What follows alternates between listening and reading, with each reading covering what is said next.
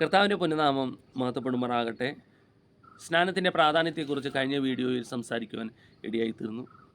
ഇന്ന് സ്നാനം ആർക്ക് എന്നുള്ള വിഷയത്തുള്ള ബന്ധത്തിലാണ് നമ്മൾ ചിന്തിക്കുവാൻ ആഗ്രഹിക്കുന്നത്. ആ സ്നാനം ആർക്ക് എന്നുള്ള വിഷയത്തിൽ 4 തരത്തിൽ അതിനെ വേർതിരിച്ച് പഠിക്കുവാൻ സാധിക്കും. ഒന്നാമത്തെ പോയിൻ്റ് സുവിശേഷത്തിൽ വിശ്വസിക്കുന്നവർക്ക്. രണ്ടാമത്തെ പോയിൻ്റ് മാനസാന്തരപ്പെട്ടവർക്ക്. മൂന്നാമത്തെ പോയിൻ്റ് കർത്താവിൻ്റെ ശിഷ്യനാകുവാൻ തയ്യാറുള്ളവർക്ക്. നാലാമത്തെ പോയിൻ്റ് പാപസംബന്ധമായി മരിച്ചവർക്ക്. ഈ 4 തരത്തിൽ ഇതിനെ വേർതിരിച്ച് പഠിക്കുവാൻ സാധിക്കും. അതിൽ ഒന്നാമത്തെ പോയിൻ്റ് സുവിശേഷത്തിൽ വിശ്വസിക്കുന്നവർക്ക്. നമുക്ക് വായിക്കാം. മർക്കോസിൻ്റെ സുവിശേഷം 16-ാം അധ്യായം 15-16 വാക്യം. പിന്നെ അവൻ അവരോട്, നിങ്ങൾ ഭൂലോകത്തിലൊക്കെയും പോയി സകല സൃഷ്ടിയോടും സുവിശേഷം പ്രസംഗിപ്പിൻ. വിശ്വസിക്കുകയും സ്നാനമേൽക്കുകയും ചെയ്യുന്നവൻ രക്ഷിക്കപ്പെടും, വിശ്വസിക്കാത്തവൻ ശിക്ഷാവിധിയിൽ അകപ്പെടും. കർത്താവായ യേശു ക്രിസ്തു സ്വർഗാരോഹണം ചെയ്യുന്നതിന് മുമ്പ് അവിടെ കൂടി വന്നിരിക്കുന്ന ശിഷ്യന്മാരെ പറഞ്ഞ് ഏൽപ്പിക്കുകയാണ്, നിങ്ങൾ ഭൂലോകത്തിലൊക്കെയും പോയി സകല സൃഷ്ടിയോടും സുവിശേഷം പ്രസംഗിക്കണം. ഇത് കേട്ടിട്ട്, ഈ പ്രസംഗം കേട്ട് വിശ്വസിക്കുന്നവർ എന്തു ചെയ്യും? സ്നാനമേൽക്കും. അങ്ങനെ സ്നാനമേൽക്കുന്ന ആളുകൾ അവിടെ രക്ഷ പ്രാപിക്കും, അവർ രക്ഷിക്കപ്പെടും. ഇത് കേട്ടിട്ട് വിശ്വസിക്കാത്ത ആളുകൾ, നിഷേധിക്കുന്ന ആളുകൾ തീർച്ചയായും ശിക്ഷാവിധിയിൽ അകപ്പെടും. ഇത് ശിഷ്യന്മാരെ പറഞ്ഞ് ഏൽപ്പിക്കുകയാണ് കർത്താവായ യേശു ക്രിസ്തു. നിങ്ങൾ ഭൂലോകത്തിൽ പോയി സകല സൃഷ്ടിയോടും സുവിശേഷം പ്രസംഗിപ്പിൻ. എന്താണ് സുവിശേഷം?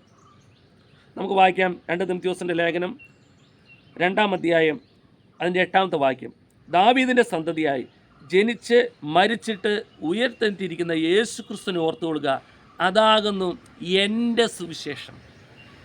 അപ്പോസ്തലനായ പൗലോസ് തിമോഥെയോസിന് എഴുതിയ ലേഖനത്തിൽ വായിച്ച വചനമാണിത്. പൗലോസ് പറയുന്ന കാര്യമാണ്. നമ്മുടെയും സുവിശേഷം അത് തന്നെയായിരിക്കണം. കർത്താവായ യേശു ക്രിസ്തു ആയിരിക്കണം. യേശു ക്രിസ്തു ശിഷ്യന്മാരെ പറഞ്ഞ് ഏൽപ്പിക്കുന്നതും അത് തന്നെയാണ്. നിങ്ങൾ ഭൂലോകത്തിലൊക്കെയും പോയി സകല സൃഷ്ടിയോടും സുവിശേഷം പ്രസംഗിപ്പിൻ. സുവിശേഷം കർത്താവായ യേശു ക്രിസ്തു. യേശു ക്രിസ്തുവിനെ കുറിച്ച് മറ്റുള്ളവർ പ്രസംഗിക്കുക, മറ്റുള്ളവർ പറയുക. അത് വിശ്വസിക്കുന്നവർ സ്നാനമേൽക്കും. യേശു ക്രിസ്തുവിനെ കുറിച്ച് പറഞ്ഞിട്ട് വിശ്വസിക്കാത്തവർ തീർച്ചയായും ശിക്ഷാവിധിയിൽ അകപ്പെടുമെന്ന് ശിഷ്യന്മാരെ പറഞ്ഞേൽപ്പിച്ചിട്ടാണ് കർത്താവ് യേശു ക്രിസ്തു പോകുന്നത്. ആമേൻ.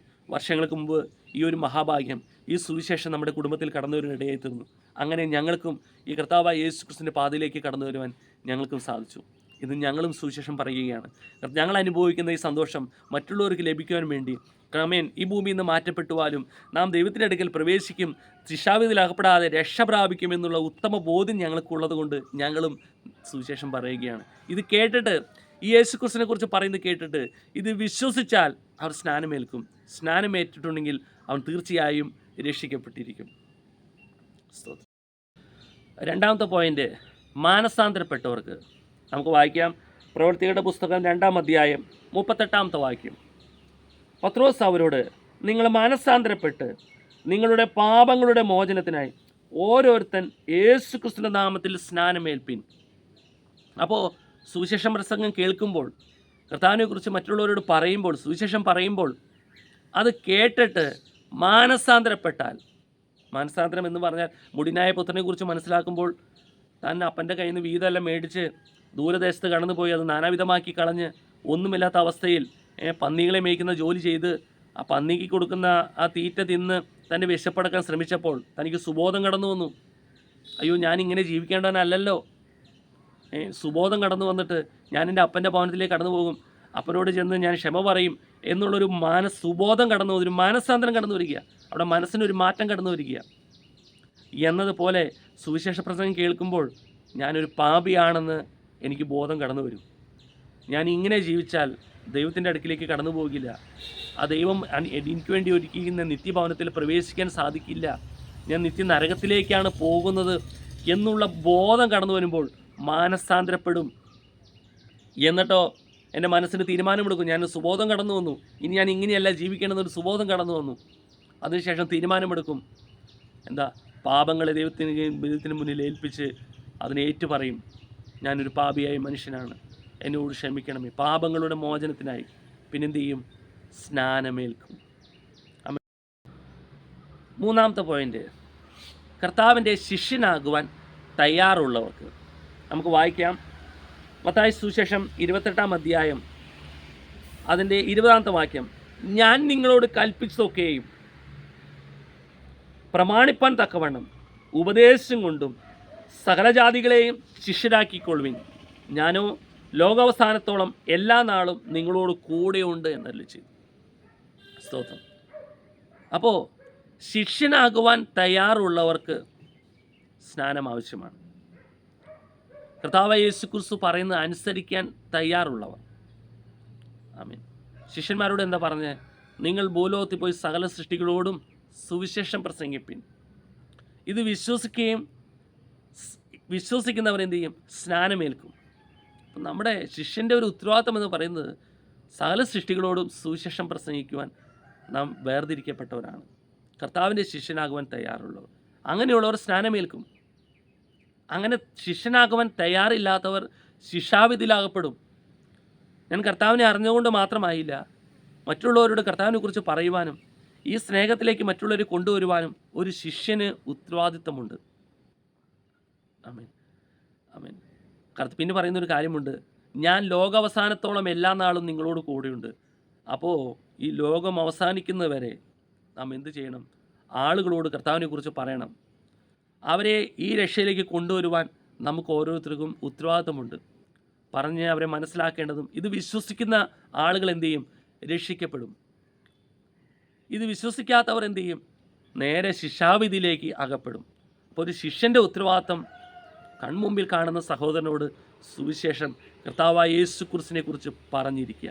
ഇതൊരു ശിഷ്യൻ്റെ ഉത്തരവാദിത്തമാണ്. Praise the Lord. സ്തോത്രം.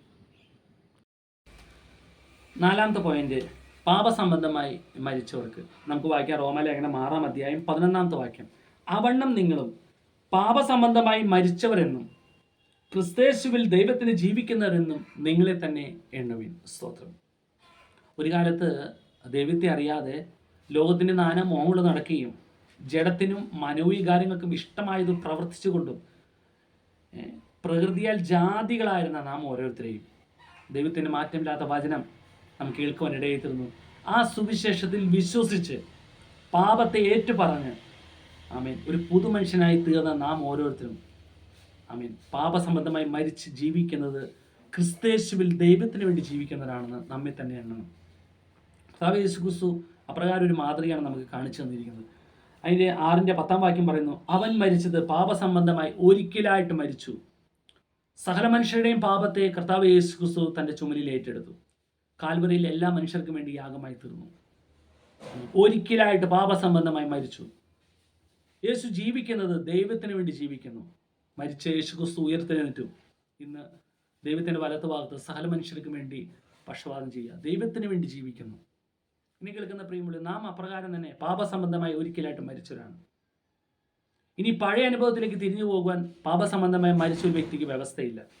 6-ാം അധ്യായം 2-ാം വാക്യം പ്രകാരം പറയുന്നു, പാപസംബന്ധമായി മരിച്ചതായി നാം ഇനി അതിൽ ജീവിക്കുന്നത് എങ്ങനെ? പാപത്തിൽ ജീവിക്കുന്നത് എങ്ങനെ? ആ പാപം സംബന്ധിച്ച് നാം മരിച്ചിരിക്കുകയാണ്.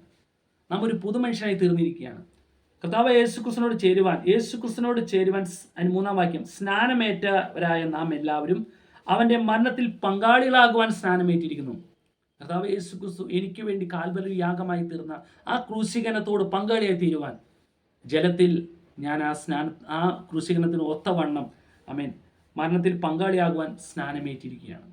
ആ സ്നാനത്തോടു കൂടെ ആമേൻ നാം പഴയ മനുഷ്യനെ വെള്ളത്തിനടിയിൽ കുഴിച്ചെടുക്കപ്പെടുകയാണ്. അവിടെ നിന്ന് ഉയർത്തെഴുന്ന മനുഷ്യൻ പുതുമനുഷ്യനാണ്. അപ്രകാരം പാപസംബന്ധമായി മരിച്ച നാം ഓരോരുത്തരും ഇനി ജീവിക്കുന്നത് ക്രിസ്തേശുവിൽ ദൈവത്തിന് വേണ്ടി ജീവിക്കുന്നത് എന്ന് നമ്മെ തന്നെ എണ്ണണം. സ്ഥിരം നമ്മുടെ മനസ്സിൽ എപ്പോഴും ഒരു ബോധ്യം ഉണ്ടായിരിക്കണം. സ്നാനം ആർക്ക് എന്നുള്ള വിഷയത്തോടുള്ള ബന്ധത്തിൽ 4 പോയിന്റ് കേൾക്കുവാനിടയിൽ തീർന്നു. 1, സുവിശേഷത്തിൽ വിശ്വസിക്കുന്നവർക്ക്. 2, മാനസാന്തരപ്പെട്ടവർക്ക്. 3, കർത്താവിൻ്റെ ശിഷ്യനാകുവാൻ തയ്യാറുള്ളവർക്ക്. പാപസംബന്ധമായി മരിച്ചവർക്ക്. ഈ 4 പോയിന്റ് നിങ്ങൾക്ക് പ്രയോജനമായി തീരുമെന്ന് വിശ്വസിക്കുന്നു. ദൈവം നിങ്ങളെ സഹായിക്കട്ടെ. സ്തോത്രം.